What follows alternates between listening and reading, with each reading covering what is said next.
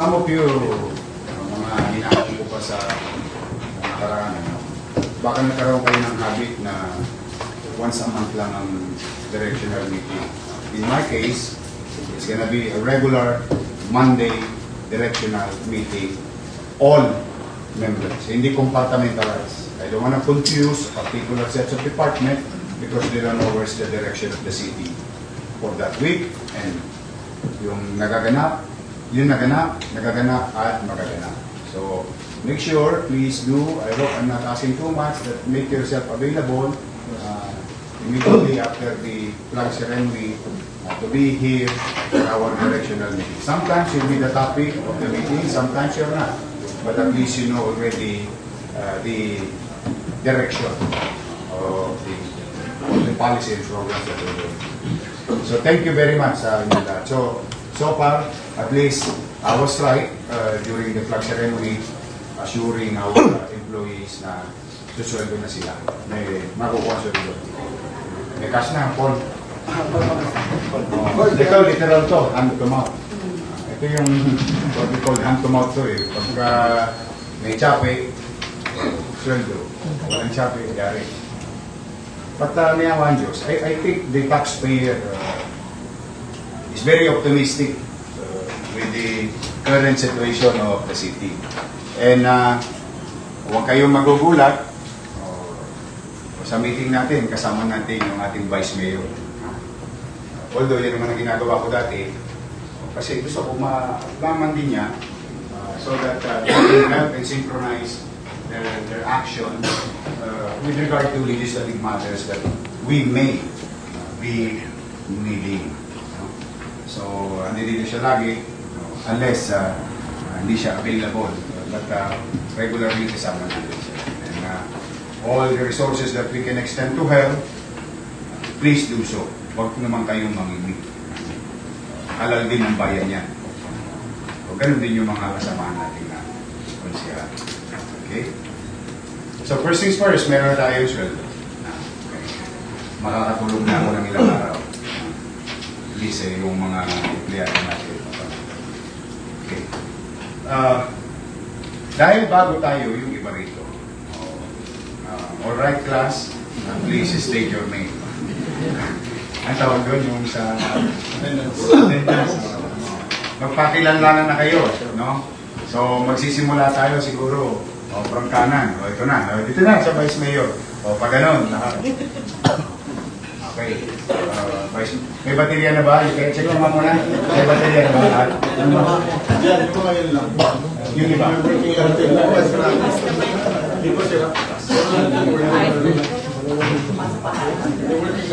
Hindi. Naririnig ko naman kayo. Basta tahimik lang kayo. Naririnig ko naman kayo. At maririnig naman kayo. Ang importante, makilala. Ako, kilala ko na nga kayo. Kaya ako nga kayo na-point. Pero para makilala kayo ng kapwa ninyo manggagawa ng gobyerno. So I'll start with the Vice Mayor. Our beautiful, able, magaling. Wala nang galing nito ng session nila. I'll tell you later. But for the meantime, ito ang ating mga labas na. Magandang umaga po sa inyo lahat. Ako po si Chia Tienza, ang iyong Vice Mayor. Nevertheless, I also would like to use this opportunity kasi ever since I got into office, hindi pa kami bukas, pero ang dami mga humingi na recommendation letters. In case lang, magsulat yung opisina ko. If it's not possible, you don't have to take them in. So just tell them off right away para hindi sila naghintay. Kasi wala akong magawa but to write. Unless it's really vital or important, I will put a personal note. Nevertheless, if it's just a letter from your office, it's still your decision kasi hindi naman ako makikialam sa departments nyo. Yun lang. Thank you. Good morning po, sila Tlacharco po. Inyong friendly neighbor. Good morning po, si Jockey Tulio, CPO po. Si Ernest will be my EA, Executive Assistant. Ernest Ramel. Ernest, kilala ko naman. Di ba kilala ko na, pero... Morning po, Ernest Ramel po, Executive Assistant po. He works for me for the meantime. He will help me move around things. So you might see him in your offices. Pakita ka na, Ernest. Baka di ka lang makita, gwapo ko pa naman. Kaibigan natin yan. Talin yan. Okay. Levy Facundo, DOP po, your permit. Magandang umaga po, Attorney Aquino po, City Budget. Morning po, Attorney Chris Fernandez po, Department of Assessment. Wait lang. Diyan, ano ka, di ba? Actuarial science ka. Oo. Ang ating budget officer is a certified actuarial science. Ano yan? Magaling sa mathematics. Magaling sa isda. Bihira. Hindi, gusto ko lang i-share kasi sa inyo na bihira yun. It's a career in the country and in the world, pero limited. Talagang ang hirap na makamit yung ganong hirap na maipasabi. Gusto ko lang malaman ninyo na yung ating budget officer magaling sa numero. Okay. Working on it. Yes, Attorney Chris. Yan. Si, ano? Telma. Attorney Chris Fernandez po, Department of Assessment. Good morning po, Telma Perez, Officer in Charge, CGSO. Morning po, Attorney Bordeno po, Assistant City Treasurer. Good morning po sa lahat. Jonathan Agaloy po, City of Honor. Jonathan po. Boy pa. Malaya na po. Good morning po, Bart De Leon, City Planning ng OIC. Bago po. Oh, Northway. Kasama ko sa Northway. Magandang umaga, Dr. Janet Belmont Japan, Santa Ana Hospital. Magandang umaga po, Dr. Angel Eric Sison, Hospital ng Sampalo. Good morning, Mayor. Good morning, Vice. Good morning po sa inyong lahat. Dr. Grace Padilla po, OIC ng Manila Health/OIC. Yes.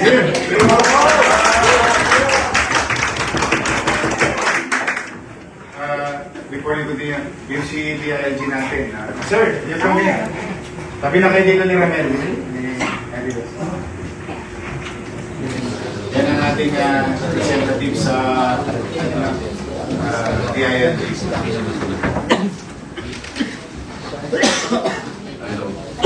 Morning po, Dr. Eddie Lopez po sa Hospital ng Tondo.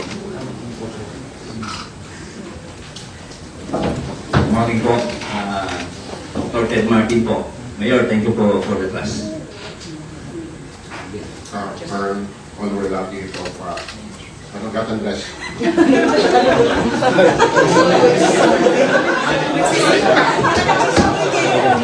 Mahina lang yung internet. Good morning, Crystal Marese for Gambo. Ako po si Daily Banglis ng Manila Sports Council.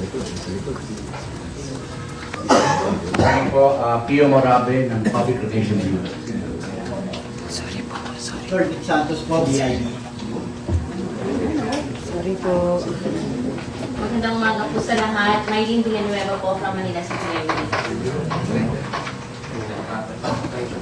Good morning po, Dr. Yalisa Loretta, OIC Superintendent po, SDO Manila. Nga pala, gusto ko lang itama na yung tama. Let's stop. Sabi nga, pag nag-umpisa ka ng tama, matatapos ka ng tama. You know, there is a new law, what you call the DepEd law, it's 2001, if I'm not mistaken. We will recognize such law. At the same time, we will take care of our people with DCS. Now, I just want you, each and every one of you, to recognize and yung ating DCS wording, it will now be SDO. Oh. Tama, no? School Division Office. Because that is what is written in the law. Gusto ko lang SDO na tayo. Siya, SDS. Superintendent of Division School. Okay? Gusto ko lang maliwanag sa atin. Kasi baka lang minsan ano pa natin, baka susulat tayo, namamali tayo. We just follow the national law or the law. And we will deal with contradicting provisions of our local and the national.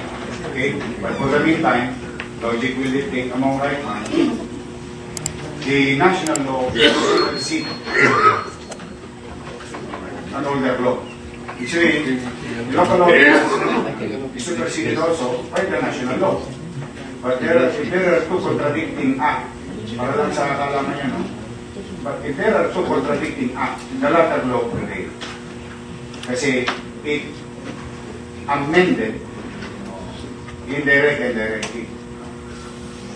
It expanded, or the word is modified, whatever written in the previous law. Para lang ano tayo, makapag-upisa tayo ng okay? Sige, please continue. Magandang umaga sa inyo lahat. Dr. Telma Tia po, UBM President. Magandang umaga po sa inyong lahat. JD Lapuente po, Manila Department of Social Welfare. Yung PLM, iba rin po. Yeah. Wala tayong PLM president. Pero may kami.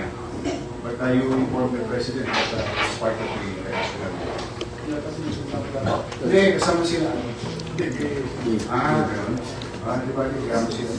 Basta tayo. Okay, sige, please continue. Good morning, everyone. According to Dennis Jr., taking legal office. Si Jay, tapos na si Jay. Tapos na, sir. Luis Biay po, NTTV. Good morning po, everyone. Mayor Global Park po, Manila Barangay. Happy birthday!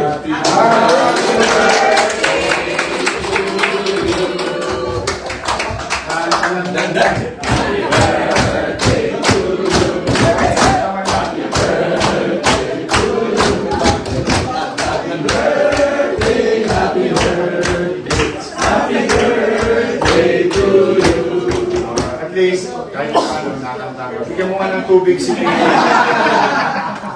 Siyensya ka muna, well ha. Si Joel, gusto ko lang malaman ninyo na he used to be my chief of staff when I was a councilor. So Joel, kung anong tagal ko sa gobyerno, siya na rin tagal ni Joel. In fact, mas matagal ko siya sa akin. Dahil naglingkod pa siya sa isang konsehal before me. Kaya naubos na ang buhok niya. Oo, pagkakaroon sila ng letlet. Gusto ko lang para magka-idea kayo who's Joel. We will be heading our and guiding our all 896 barangays in the city of Manila. O nga pala, well, congrats sa citywide cleanup. Sabi mo, every Saturday. Ganda ng interview mo. Tama yun, you communicate with them. Papasalamat tayo sa mga barangay. Yes. Engineer Radisana po, City and Business Office po. Good morning po sa lahat. Arnel Angeles po, Manila Director, Manila Disaster Risk Reduction Management Office. And, Iman of Dawa. Salamat po. Good morning po, Kenneth Amoral, Department of Public Services. Okay na ng DPS. Na pala, we collected 20 tons of garbage in PGH. We collected 22 tons in National Museum. So, we've been collecting garbages from also from condominiums, no? By 2 tons, by 3 tons. So, yung sabihin, sumunod na sa atin yung mga taong bayan na hindi nila inilalabas yung basura nila until magkaroon tayo ng elbow room. So, if, kaya ko ito pinuputol, ini-interject. Kung may mga kakilala pa kayo na kapwa natin ahensya ng gobyerno sa nasyonal, you just inform Kenneth, pipick upin natin yung mga na-impact nilang basura. So, tuloy-tuloy lang tayo no, sa basura. Okay. Please, continue. Magandang umaga po sa inyo lahat. Emil Arman Andres po. Of course, kilala niyo na si Chief of Staff. Chief of Staff natin. Sir, pero po natin. Sir, good morning po, ma'am. Rolando Armenes po from the City Sheriff's Manila. You? Yan. Sheriff. Katulong natin yan sa... Good morning, bro. Tayo lang. Manila sa Cemetery. Pangalan nyo, sir. Pangalan kayo? Nasa lapit na naman.